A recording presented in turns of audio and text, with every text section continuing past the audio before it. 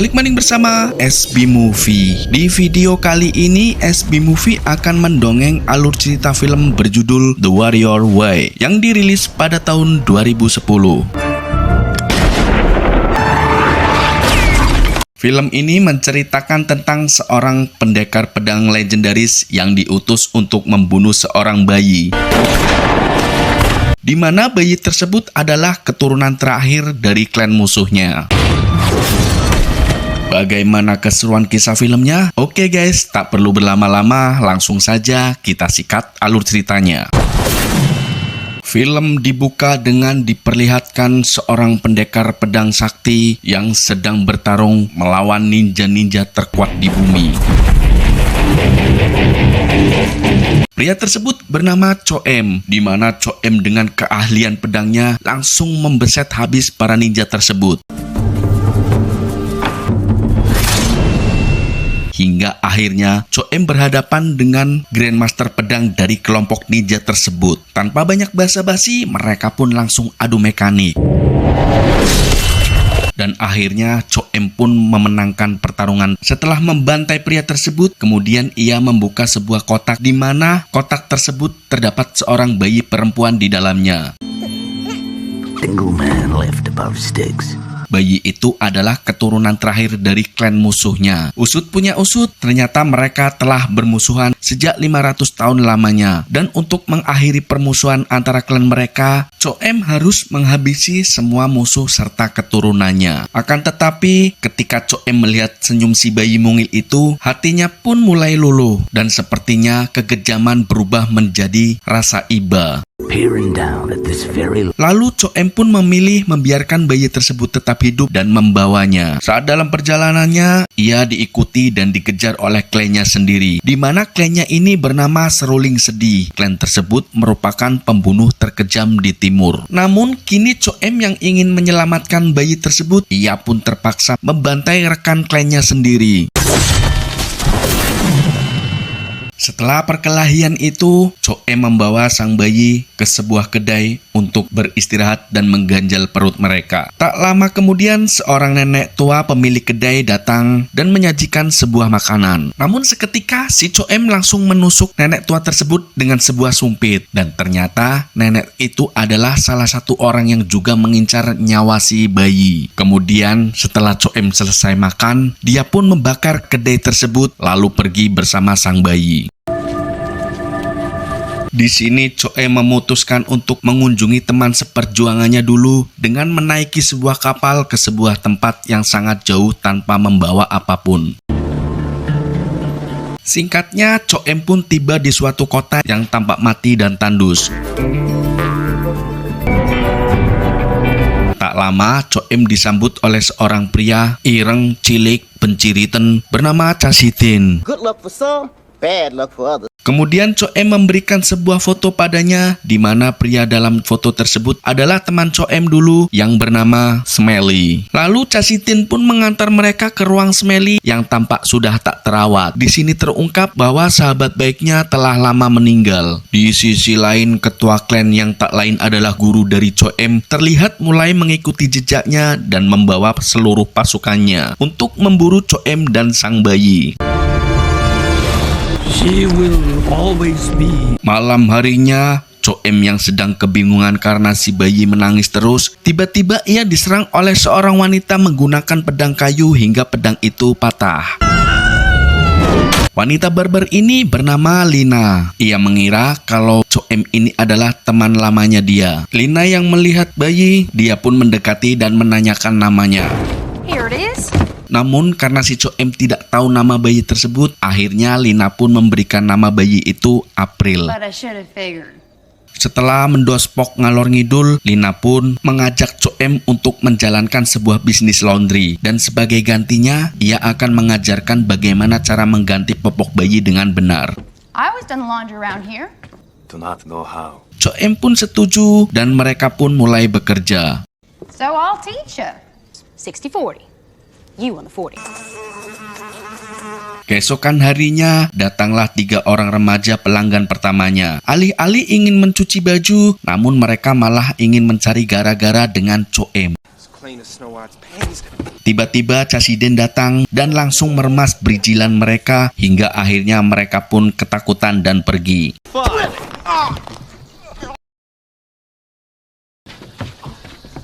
Cassidy lalu mengajak Choem jalan-jalan santai untuk melihat tempat sekitar sambil menjelaskan sejarah daerah tersebut kepada Choem. Ternyata tempat itu dulunya adalah sirkus namun tidak beroperasi lagi dan terbengkalai. Orang-orang di sana terus berusaha menghidupkan sirkus itu kembali agar ramai pengunjung seperti sedia kala. Namun sayang tak kunjung ada orang yang datang.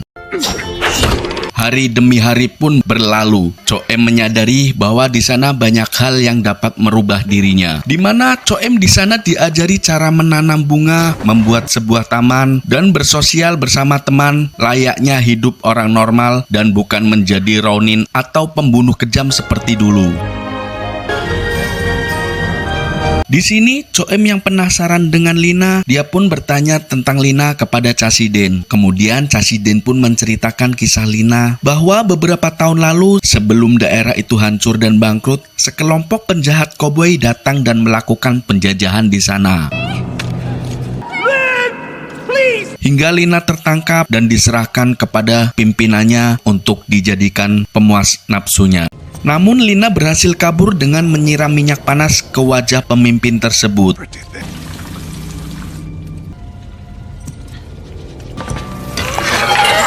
Pria itu pun sangat murka dan menembaknya hingga terjatuh. Ayah Lina yang melihat kejadian itu segera berlari menghampiri Lina. Namun ia ditembak tepat di dadanya hingga tewas seketika. Begitu juga dengan ibu dan adiknya, mereka semua tewas tepat di depan mata Lina.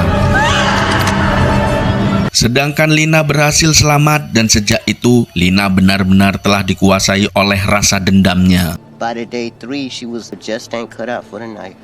Ia selalu berlatih melempar pisau untuk membalas perbuatan koboi itu suatu hari nanti.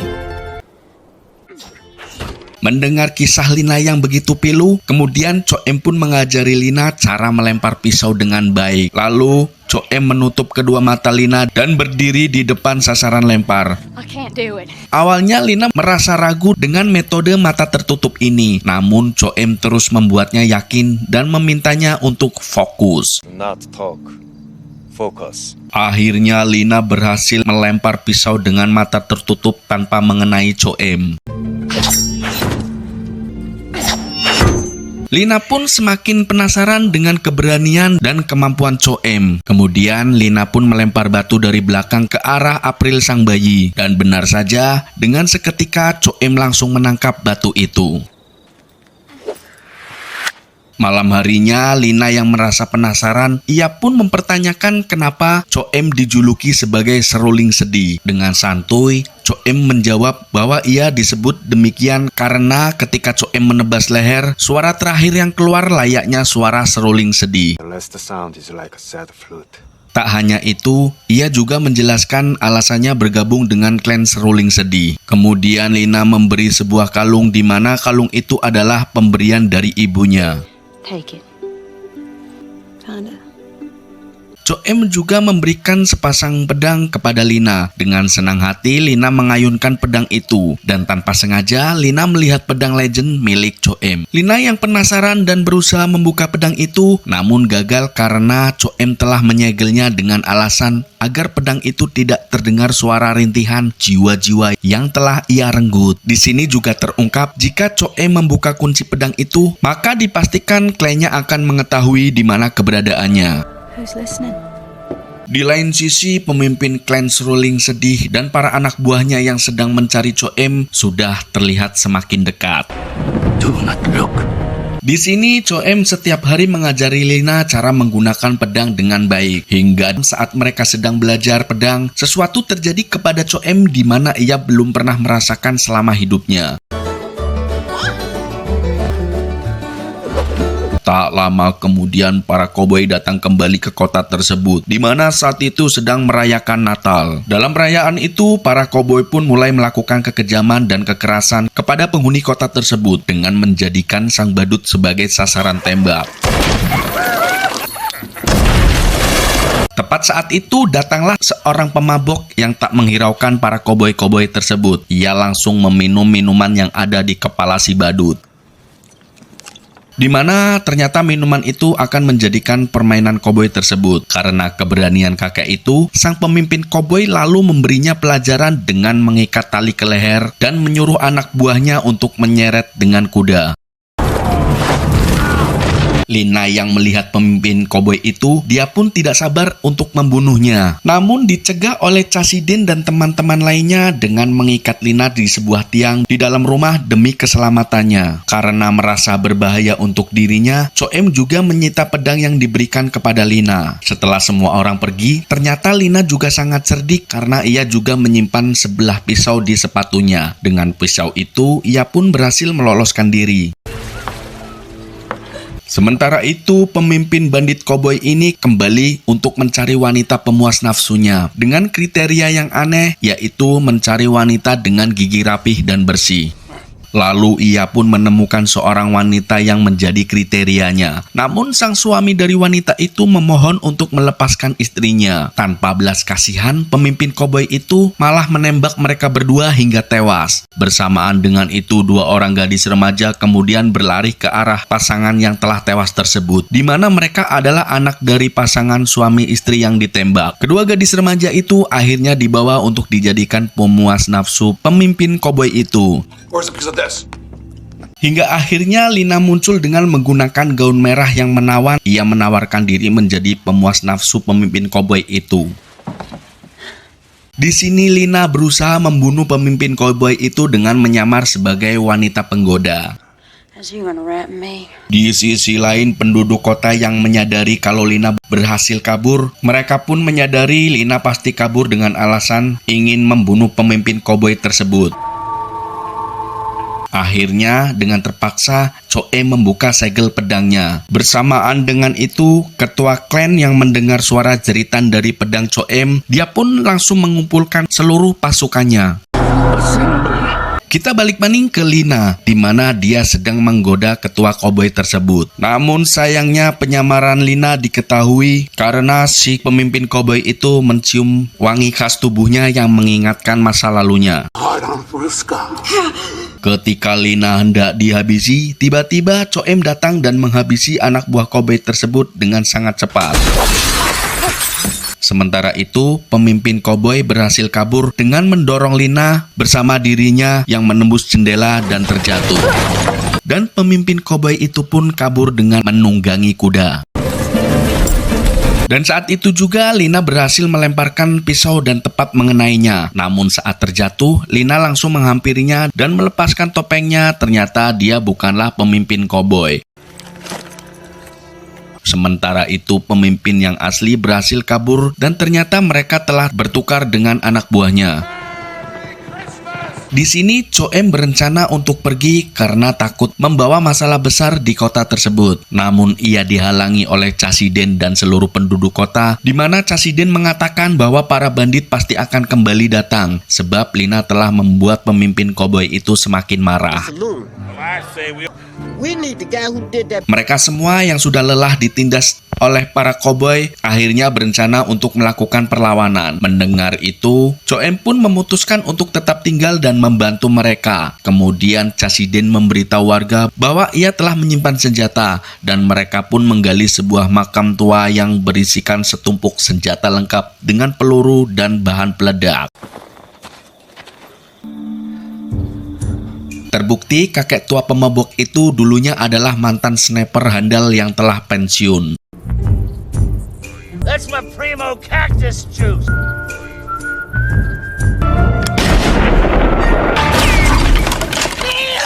Malam harinya, kedua mantan pembunuh ini pun berbincang di taman yang telah hancur, di mana mereka juga sedang memasang perangkap. Si kakek pemabuk bercerita bahwa dulunya ia adalah seorang bandit, sampai akhirnya seorang wanita telah merubah dirinya dan membuatnya pensiun dari dunia hitam. Mendengar cerita si kakek pemabok, Cho-em pun pergi menemui Lina dan memberikan kembali sepasang pedang kepadanya. Keesokan harinya, lonceng pun dibunyikan sebagai tanda bahwa musuh sudah mulai mendekat. Para penduduk bersiap siaga untuk melawan para musuh tersebut. Dan terlihat Cho-em berdiri di garis depan dengan membawa pedang legendarisnya. Sementara itu, si kakek pemabok telah bersiap di atas ombak banyu dengan snipernya sebagai support dari atas. Saat para koboi itu mulai menyerang, mereka pun menginjak ranjau yang sudah dipasang semalam, dan ledakan pun terjadi.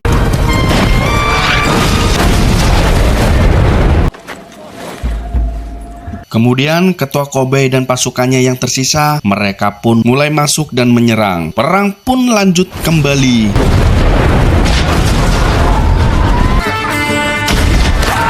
Menyadari para koboi itu telah ditembak dari atas, mereka pun berusaha memanjat guna menangkap si sniper yang di atas. Para koboi itu pun memanjat mengejar si sniper.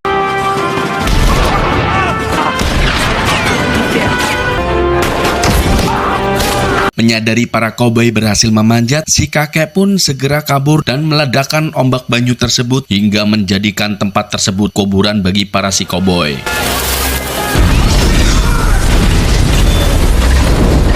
Sementara itu, para koboi yang berhasil selamat, mereka mulai kembali membantai para penduduk dan mengejar mereka. Secara tiba-tiba muncullah sekelompok ninja bertopeng di atas bangunan di sana.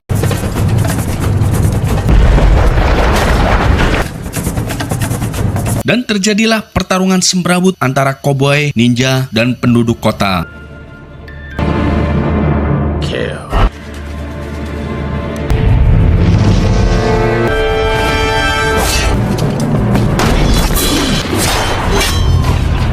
Sementara itu, Cho-em mulai bertarung dengan anggota klannya sendiri dan dengan santai ia membantai mereka menggunakan kemampuan yang sangat handal. Sedangkan Chasiden dan Lina bersama bayinya, mereka lari dan memasuki sebuah rumah namun para ninja mengejarnya.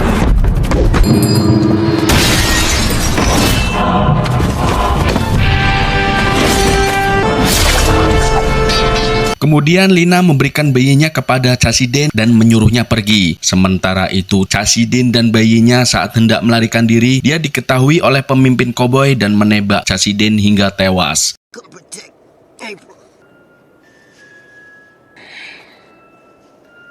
Lalu pemimpin koboi membawa bayi tersebut ke sebuah rumah. Mengetahui si bayi dibawa oleh pemimpin koboi, Cho-em pun langsung menuju ke persembunyiannya. Sementara itu, para koboi masih terus berhadapan dengan para ninja. Namun, para koboi berhasil membunuh ninja-ninja tersebut. Sesampainya Cho-em di rumah persembunyiannya, Cho-em pun membantai para anak buah koboi itu tanpa ampun hingga mereka semua tewas. Lalu Cho-em pergi ke ruangan di mana pemimpin koboi itu menahan si bayi. Lalu si koboi mengancam akan membunuh bayi tersebut jika Cho-em berani maju melangkah. Cho-em pun tak menggubris ucapan si koboi. Saat si koboi hendak menembak bayi tersebut, Cho-em langsung melompat dan membacok pistol itu hingga terbelah menjadi dua. Dan si bayi pun berhasil diselamatkan oleh Cho-em. Lina yang sudah bersiap menunggu di belakangnya, akhirnya dia pun adu mekanik dengan pemimpin koboi tersebut.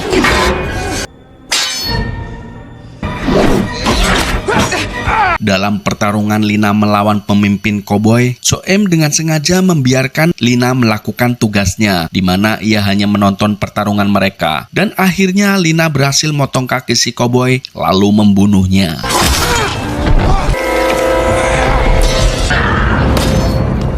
Di saat mereka hendak keluar, ternyata ketua klan seruling sedih sudah menunggunya. Ia pun sedikit mengingatkan bahwa Cho-em adalah penyebab kematian ayah dan ibu si bayi beserta seluruh klannya. That you kill her mother. Kemudian ketua klan seruling sedih meminta Cho-em untuk membunuh bayi itu. Namun Cho-em tetap menolak dan akhirnya ia pun menantang untuk berduel membuktikan bahwa siapa pendekar pedang terbaik. I do. Dalam pertarungan mereka, sang ketua klan teringat di mana ia melatih Cho-em saat Cho-em masih kecil.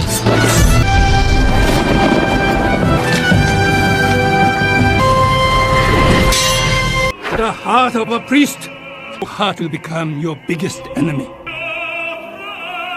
Dan ternyata ketua klan seruling sedih itu adalah guru dari Cho-em. Di saat sang guru sedang menghayal, Cho-em pun langsung menebas leher sang guru hingga tewas. You'll destroy assassin.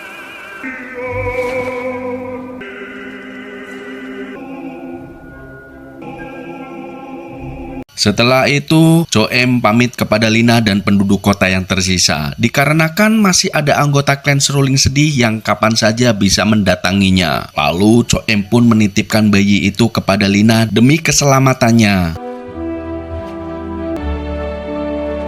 Film pun berakhir. Terima kasih sudah menonton. Nantikan alutsista film lainnya bersama SB Movie. Let's ride, Sandman. The warrior walked away. He loved. How much? Free.